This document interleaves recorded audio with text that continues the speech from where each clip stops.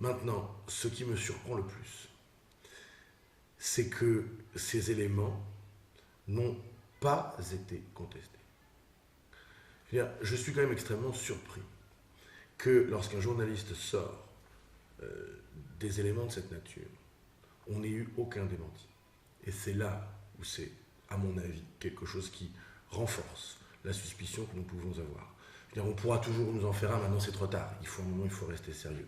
Deuxième élément, ce que je trouve éminemment choquant et surprenant, c'est que la Cour et les avocats de la défense avaient, et nous le savons, eux, connaissance de ces éléments.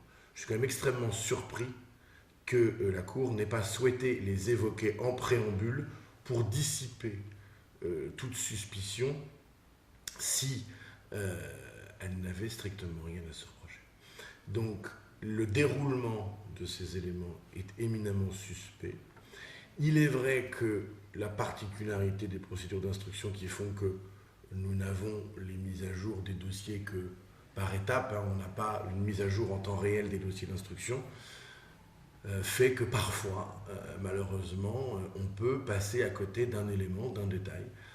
En revanche, ce qui est certain, c'est que je ne m'explique toujours pas pourquoi personne n'a jamais cherché à dissiper cette suspicion, et cela ne fait que renforcer véritablement l'idée dans l'esprit des parties civiles qu'il y a un très sérieux problème.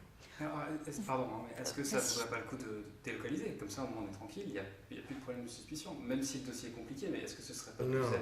Non, il ne faut pas délocaliser parce que, encore une fois, délocaliser un tel dossier, c'est extrêmement compliqué. Ça voudrait dire que des magistrats doivent reprendre une procédure d'une grande complexité depuis le départ. Ça voudrait dire que les gens qui travaillent vraiment sur ce dossier et qui n'ont strictement rien à se reprocher, c'est-à-dire les gens du tribunal de grande instance de Besançon, et je pense avant tout aux juges d'instruction, seraient sanctionnés pour des fautes qu'ils n'ont pas commises.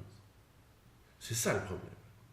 Donc, il faut que l'on règle le problème de la Cour, mais il faut très clairement que les magistrats et enquêteurs qui font un excellent travail continuent à avancer sur ce dossier. Parce que ce serait faire le jeu de la défense, et donc le jeu peut-être de cette éventuelle collusion avec la Cour, que de retirer le dossier à des magistrats de grande qualité. Et d'ailleurs, ils sont d'une telle qualité qu'ils sont éminemment conspués par le docteur Péchier et par sa défense.